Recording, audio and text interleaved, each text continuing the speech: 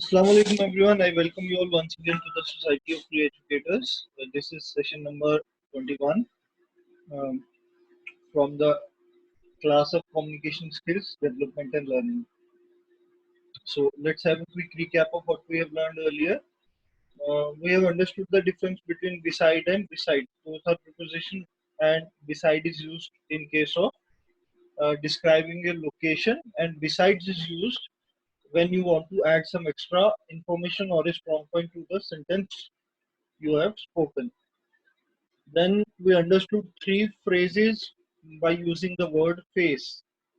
And after that, in the business English section, we understood how to offer help. And then we had the word root analysis of dendry or dendrites, then dent, derma, and die. And then in the 10th line, and we also started direct and indirect speeches. So let's continue with the session today. First, the verbal skills. We are going to understand 5 uses of the word break. Now, the most common meaning of the word break is separation into pieces. किसी चीज के अलग अलग हिस्से हो जाना उसको हम बोलते हैं टूटना, break. ठीक. But it's an irregular verb. That means it can be used as a verb, it can be used as an adjective, and it has multiple meanings. It is not related to only one task, it is related to multiple actions, and we can use it in very different forms. और इसके 3 forms of verb क्या है? वो है break, broke and broken. So the first form is break, that is the present. Broke is the past and broken is also the past. ठीक है? तो इसका first जो use है, that is separate. Just give me 1 second. There is someone who is doing something in the chat. Okay. Separate. अब जैसे मैंने कहा ब्रेक का जो मोस्ट कॉमन मीनिंग है वो है सेपरेट. अब सेपरेट क्या होता है? Break can be used to mean something has been separated into pieces. जैसे you break the cup. तुमने कप तोड़ दिया. I sat on my glasses and thankfully they did not break. अब मैं अपनी चश्मे पे बैठ गया और शुक्र है कि वो टूटा नहीं. तो यहाँ पर जो ब्रेक का मीनिंग है वो है सेपरेशन. दूसरा है doesn't work. अब doesn't work क्या होता है? When something does not operate or function correctly, when something does not function the way it is supposed to function. जैसे मेरी घड़ी, इसको हम अगर उर्दू या हिंदी में सोचेंगे ना तो ब्रेक को हम किसी चीज के खराब होने के लिए भी यूज कर सकते हैं और वही है doesn't work. जैसे my laptop is broken, I am unable to prepare the presentations. तो मेरा लैपटॉप खराब हो गया इसलिए मैं प्रेजेंटेशंस नहीं बना पा रहा हूँ. अब यहाँ पर जो वर्ड ब्रोकन है वो टूटना नहीं है, वो है कि मेरा लैपटॉप सही से काम नहीं कर रहा. My phone has been broken for months. I think I need a new one. मेरा फोन जो है वो महीनों से खराब पड़ा है और मुझे लगता है अब मुझे नया फोन लेना चाहिए. तो यहाँ पर जो वर्ड है ब्रेक या ब्रोक या ब्रोकन वो इस्तेमाल हो रहा है किसी चीज के इनकरेक्ट काम करने पे. वैसे ही इसका एक और यूज है वो है सरपास. अब सरपास जो है ना, सरपास का एक्चुअल मीनिंग होता है टू ओवरकम या ओवरथ्रो समथिंग. कि कोई चीज है ऑलरेडी और आप उसके आगे निकल गए. सरपास का उर्दू में मतलब होता है आगे निकलना. तो हम ब्रेक को इसके लिए भी यूज कर सकते हैं when something do better than something else. जब कोई चीज किसी और चीज से ज्यादा अच्छा परफॉर्म करती है हम तब भी ब्रेक वर्ड यूज करते हैं. इसका एग्जांपल है have you seen the new movie. क्या तुमने नई मूवी देखी? It broke all the previous records. इसने सारे पुराने रिकॉर्ड तोड़ दिए. तो इसका मतलब है जो नई मूवी है वो पुरानी मूवी से ज्यादा बेहतर चली है. या once again the Bolt has broken all the records. अब यहाँ पर जो द बोल्ट है वो एक पर्टिकुलर एथलीट के बारे में बताया जा रहा है जिसका नाम हुसैन बोल्ट है. और उनके बारे में कहा जा रहा है कि एक बार फिर बोल्ट ने पुराने सारे रिकॉर्ड्स तोड़ दिए. तो रिकॉर्ड्स तोड़ दिए का ये मतलब नहीं है कि फिजिकली रिकॉर्ड्स किसी टाइल पे लिखे हुए हो, टाइल नीचे गिरा के तोड़ दिए. इसका मतलब है कि पुराने रिकॉर्ड्स को सरपास कर दिया. मान लीजिए पहला रिकॉर्ड है कि 10 सेकंड्स में 100 मीटर रन करने का और अब इन्होंने 6 सेकंड्स में 100 मीटर को रन किया. So this is another use of the word break. Is it clear? Okay. So we will move to the next uses of break. अब ब्रेक के आगे अगर मैं आईएनजी लगा देता हूँ ना, तो वो न्यूज के लिए भी इस्तेमाल होता है। So break is all can also be use for news. और इसका है, लेकिन कौन सी news? A news which is very recent. A news as an adjective, breaking describes news which is very recent or still developing, and it can mean separate into pieces as well. So I get breaking news notification on my phone. तो मेरे को जो है वो breaking news की नोटिफिकेशन मेरे phone पर आ रही है। ब्रेकिंग न्यूज मतलब मोस्ट रिसेंट न्यूज, सबसे लेटेस्ट न्यूज। वैसे ही है, we are live at 9 with breaking update. अब यहाँ पर जो है ना, ब्रेकिंग अपडेट का मतलब ही है कि ब्रेकिंग न्यूज है। यहाँ पर न्यूज वर्ड कहीं यूज नहीं हुआ, लेकिन जो कॉन्टेक्स्ट है वहां से साफ पता लगता है कि the word breaking is use for news. जैसे आपने कई सारे एंकर्स को देखा है, इंग्लिश एंकर्स हैं फॉक्स चैनल के या बीबीसी के, वो बोलते हैं we are again back with new breaking, या we are again back with breaking today. तो ब्रेकिंग का ऑब्वियस मीनिंग है breaking news, the news which is most recent, which is very recent, which is still developing, जिसके ऊपर जिसकी story अभी पूरी तरह बनी नहीं, जिसकी स्टोरी पे अभी काम चल रहा है। I am here to tell you the breaking of scandal. तो यहाँ पर जो ब्रेकिंग ऑफ स्कैंडल है वो राज खुलने के बारे में है कि भाई स्कैंडल का राज खुल गया, ये एक न्यूज बन गई और मैं आपको इसके बारे में बताने आया हूँ। वैसे ही ब्रेक का मतलब स्टॉप भी है, जो सेकंड मोस्ट कॉमन यूज है ब्रेक का। लेकिन इसमें एक समझने की बात है कि ये फिजिकली स्टॉप होने की बात नहीं है, इसमें और भी कई सारे स्टॉप्स हैं। जैसे अगर आप इसको एज ए नॉर्म देखोगे तो break is the amount of time where you stop working for short while. तो एक ऐसा वक्त आता है इंसान में जब वो काम करना छोड़ता है और उसको हम ब्रेक बोलते हैं। जैसे it's time to take a break, अभी ब्रेक पे जाने का वक्त है, मतलब अभी थोड़ा सा काम को रोको और कुछ खा पी लो, ब्रेक ले लो। Come back to the class, the break time is over. Class में वापस आओ, आपकी ब्रेक का टाइम खत्म हो गया, आपका रिसेस पीरियड खत्म हो गया। और इसी तरह it has been 6 years, I need a break now. तो इट हैज बीन 6 years मतलब मेरे को काम करते हुए 6 साल हो गए और अब मुझे थोड़ा सा ब्रेक चाहिए, अब मुझे 3-4 महीने की छुट्टी चाहिए या 1 महीने की छुट्टी चाहिए, ताकि मैं अपनी बॉडी को, अपने माइंड को थोड़ा फ्रेश कर सकूं। तो is it clear to everyone how to use the word break? Okay, so let's go to the other section of verbal skills, that is 4 ways to use just। अब जो just है ना word, ये दो चीजों के लिए सबसे कॉमन यूज होता है। जस्ट का जो एक्चुअल मीनिंग है वो है एग्जैक्टली exactly, और जस्ट का एक और मीनिंग है वो है जिसको हम उर्दू में बोलते हैं अदल, इंसाफ। तो जस्ट का एक मीनिंग अदल या इंसाफ भी है। हम इसकी डिटेल्स देखते हैं। As an adjective, just means based on और behaving according to what is morally fair और राइट। अब यहाँ पर जो है ना, मॉरली फेयर और राइट, ये इंसाफ और अदल से रिलेटेड है जस्ट का मीनिंग।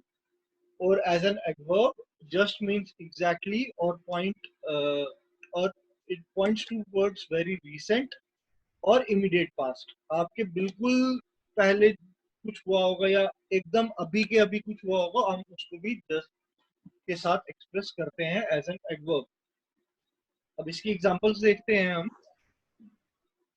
अम, पहला इसका जो यूज है वो है for things happened at the moment. तो जो काम अभी के अभी हो रहा है ना, हम उसके लिए भी जस्ट यूज करते हैं। इसकी एग्जांपल्स है, I just finished this video, तो मैंने अभी ये वीडियो को खत्म किया है। The weather is just changing, we can go out now. मौसम जो है वो अभी बदल रहा है, अब हम बाहर जा सकते हैं। तो यहाँ पर जो जस्ट वर्ड है उसका मतलब है the present moment, at the moment, अभी के अभी जो हो रहा है। फिर उसके बाद है I can also mean, it can also mean only.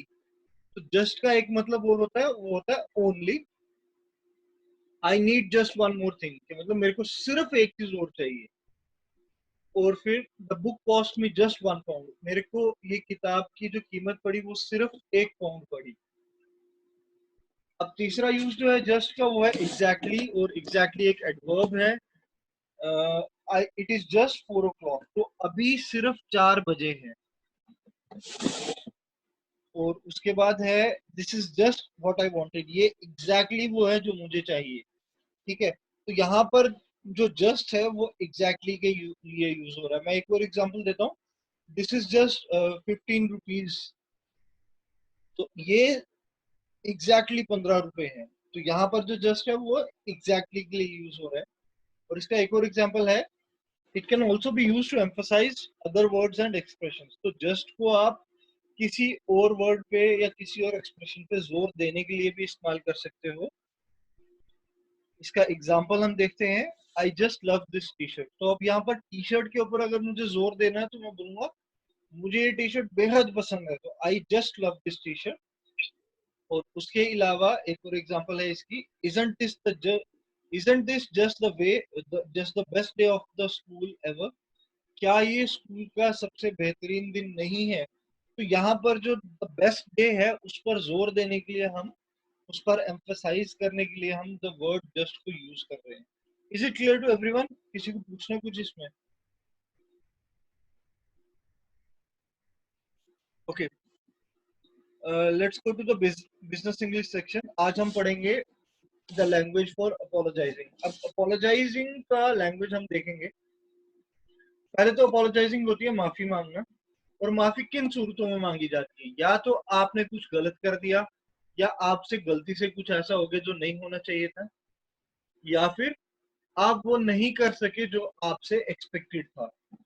तो ब्रॉडली ये तीन चीजें होती है जिसमें हम माफी मांगते हैं। और बिजनेस के मामले में जो लैंग्वेज यूज होती है वो है, I am really sorry to hear that, आगे बंदे का नाम मिस्टर खान या जो भी है, सर मैम कुछ भी, I am really sorry to hear that I was the email has not reached you today. I'm really sorry to hear that the parcel has not reached you yet. So दूसरा है, this is totally unacceptable। तो ये जो है ना, this is totally unacceptable, ये एक authority वाला अपॉलजी है। This is totally unacceptable that the delivery guy has delivered you the food let. अब मान लीजिए आपने जोमेटो से खाना बुलाया, खाना मंगवाया, और उस पर एस्टिमेटेड टाइम 1 घंटा है, और आपके पास जो डिलीवरी बॉय आया वो 3 घंटे के बाद आया, और आपने कस्टमर सर्विस को कॉल किया। कस्टमर सर्विस वाला आपको क्या बोलेगा? This is totally unacceptable that the delivery boy reach to you after 3 hours, even the ETA is half an hour. तो मतलब उसको आधे घंटे में पहुंचना चाहिए, तो वो 3 घंटे में पहुंचा, ये बहुत अनएक्सेप्टेबल है। और तीसरा है, it must have been very inconvenient for you.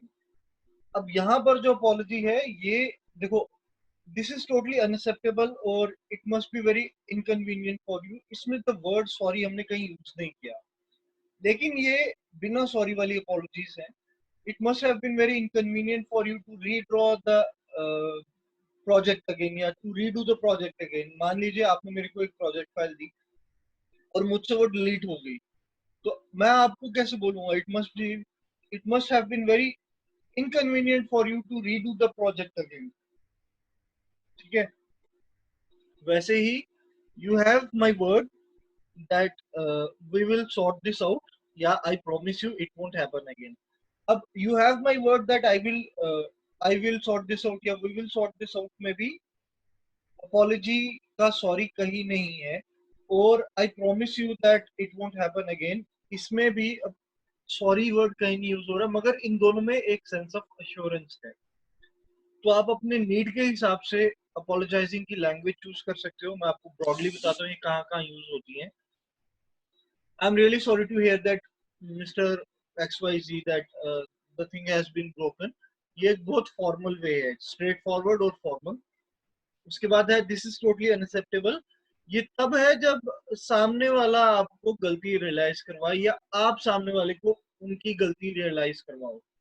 जैसे मैंने जोमेटो वाले का एग्जांपल दिया ना, तो इसमें है कस्टमर सर्विस वाला आपको बता सकता है दिस इज वेरी अनएक्सेप्टेबल, या this is totally unacceptable that this kind of mistake has been done by our employee. अब तीसरा जो है, it must have been very inconvenient for you, ये तब होता है जब आप किसी और से अपॉलजी एक्सपेक्ट करते हो, या आपसे कोई और अपॉलजी एक्सपेक्ट करता है। अगर तो आपसे एक्सपेक्ट करता है और आपको सॉरी नहीं बोलना है, तो आप इस तरह से बोल सकते हो, it has been very inconvenient, I know it has been very inconvenient for you to cook the food again. I mistakenly throwed it out, thinking that it is stale food. तो ये आपके लिए बड़ा इनकन्वीनियंस है, मैं जानता हूँ। बहुत आपको तकलीफ होगी खाना फिर से बनाने में। मैंने गलती से खाने को पुराना समझ के बाहर फेंक दिया। तो इसमें आपने सॉरी तो नहीं बोला, लेकिन इसमें आपने सॉरी का भाव सामने वाले को दे दिया। फिर है you have my word that we will sort this out. अब यू हैव माई वर्ड ये अपने आप में एक प्रोमिसिंग स्टेटमेंट है, और ये फ्रेंडली और इनफॉर्मल वे है सॉरी बोलने का, जिसमें आप सॉरी वर्ड यूज नहीं करते, मगर सामने वाले को एक सेंस ऑफ अश्योरेंस और एक अपॉलजी देते हो। और उसके बाद आई प्रॉमिस यू, ये तो प्रॉपरली एश्योरेंस वाला वर्ड है, जिसमें प्रॉमिस वर्ड आपने यूज किया इंस्टेड ऑफ सॉरी, और सामने वाले को सॉरी भी बोल दिया। और उसके अलावा मोस्टली जो यूज किए जाते हैं वो है my apologies for the kind of experience you have to face because of this mistake या बिकॉज ऑफ दैट मिस्टेक। तो इस तरह से सॉरी कहा जाता है बिजनेस लैंग्वेज में। किसी को डाउट है please let me know, I am very happy to answer your queries. Is there anyone जिसको पूछना है कुछ? Okay, let's go to the word root analysis and pronunciation. आज जो पहला वर्ड है हम पढ़ेंगे DUC या फिर DUCT, duc. The second is dyn, the third is dis, and the fourth is ego. तो पहले देखते हैं हम डक का क्या है। देखो नॉर्मली जो वर्ड होता है ना डक, DUCT, डक का मतलब होता है पाइप। लेकिन अगर इसको हम एक रूट वर्ड की तरह ले तब डक का मतलब होता है लीड करना, रास्ता दिखाना, या ले जाना। जैसे कंडक्ट ये है to carry something, carry on something, कि कोई चीज। जैसे I conducted a workshop on communication skills, तो मैंने एक इवेंट ऑर्गेनाइज किया कम्युनिकेशन स्किल्स का, तो मैं बोलूंगा आई कंडक्टेड एन इवेंट। वैसे ये डिडक्शन, डिडक्शन होता है सिंपली सब्ट्रैक्शन ऑफ अमाउंट।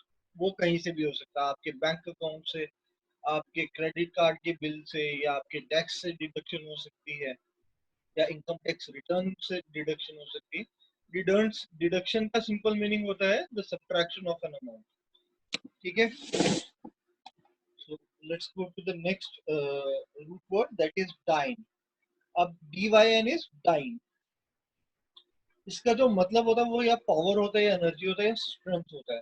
जैसे डायनमो, डायनमो क्या है? एक डिवाइस है एनर्जी जनरेट करने का, जिसमें हम रोटेटिंग कॉइल और फिक्स्ड मैग्नेट्स यूज करते हैं, या रोटेटिंग मैग्नेट्स और फिक्स्ड कॉइल यूज करते हैं।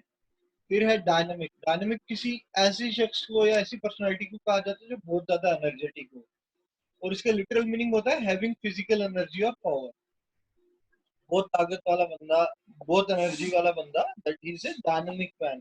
फिर आता है डायनामाइट। डायनामाइट एक बहुत पावरफुल एक्सप्लोसिव का नाम है, जो TNT वगैरह में यूज होते हैं। फिर आता है डिस। अब DYS इज एबनॉर्मल या बैड।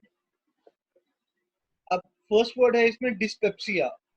अब देखो जहां पर भी वर्ड पेप्सी यूज होता है ना, वो आपकी डाइजेशन से रिलेटेड होता है, और डिस का मतलब हो गया abnormal. So dyspepsia is abnormal in digestion. और फिर सेकंड वर्ड है डिस्टोपिया। जैसे यूटोपिया है, मिस्टोपिया है, वैसे ही डिस्टोपिया है। डिस्टोपिया हो गई एक अनइमेजिनरी प्लेस ऑफ टोटल मिस्ट्री। टोपिया मतलब ए प्लेस ऑफ मिस्ट्री, और डिस मतलब अनइमेजिनरी, जिसको सोचा नहीं जा सके। और फिर डिसलेक्सिया, DYSLEXIA, डिसलेक्सिया। डिसलेक्सिया एक ऐसी इम्पेयरमेंट होती है, या एक ऐसी स्टेज ऑफ डेवलपमेंट होती है इंसान की, जिसमें वो वर्ड्स को या नंबर्स को हैंडल नहीं कर पाता। तो impairment of the ability to handle words is called dyslexia. अब डिसलेक्सिया जो है वो डायमेंशिया से रिलेटेड है, मगर इन दोनों में एक फर्क है।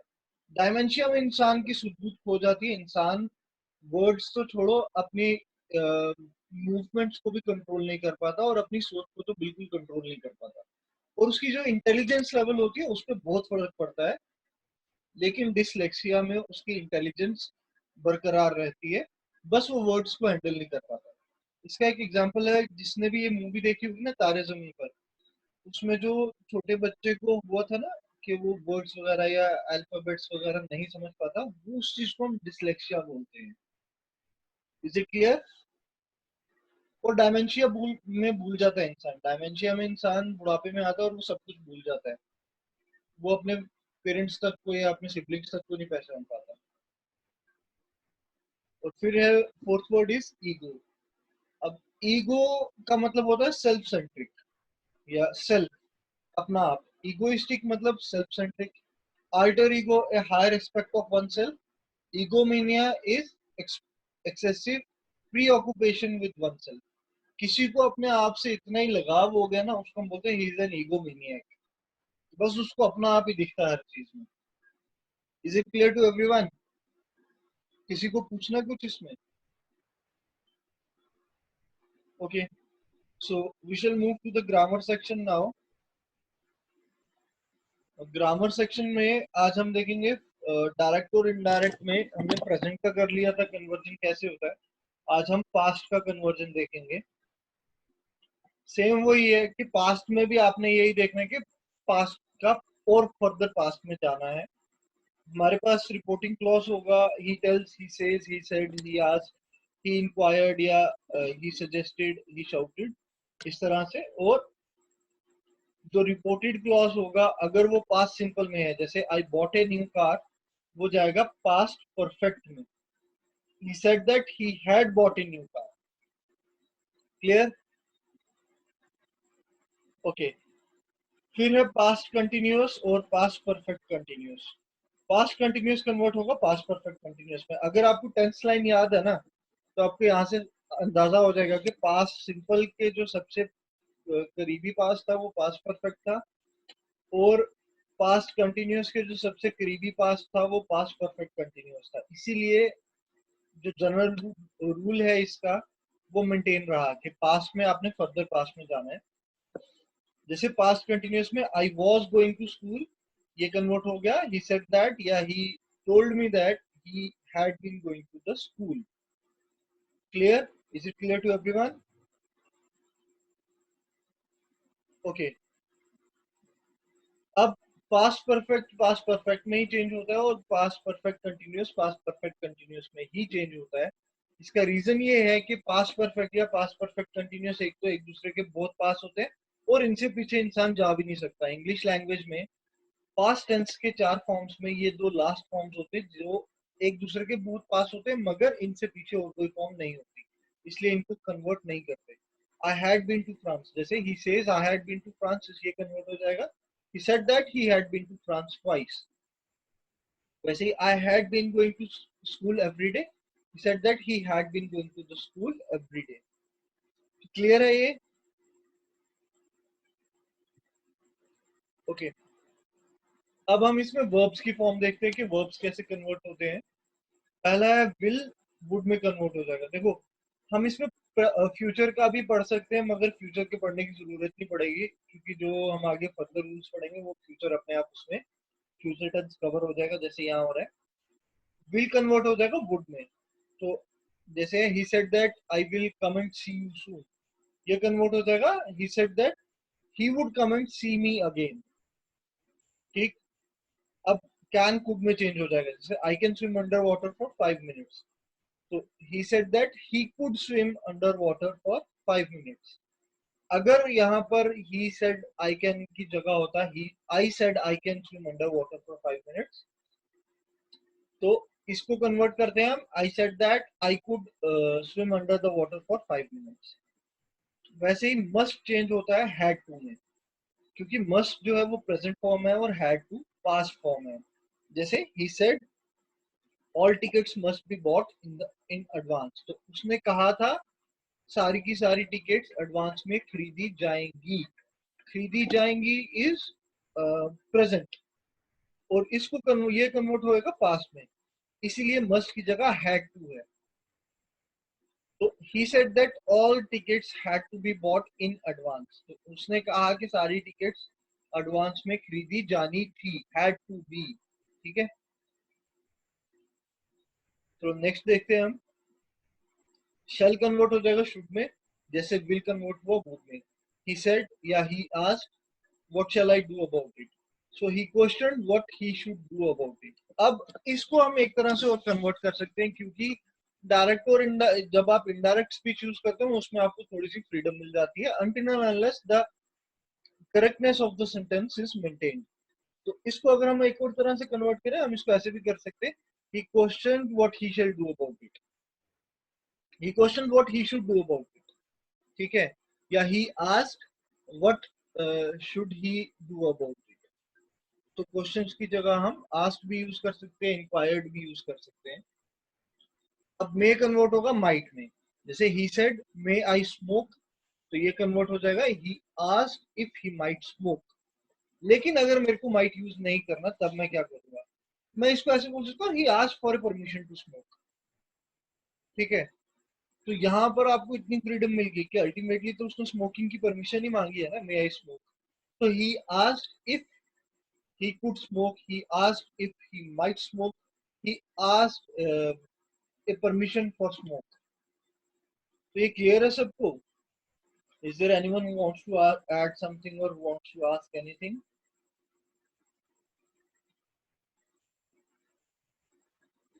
No one.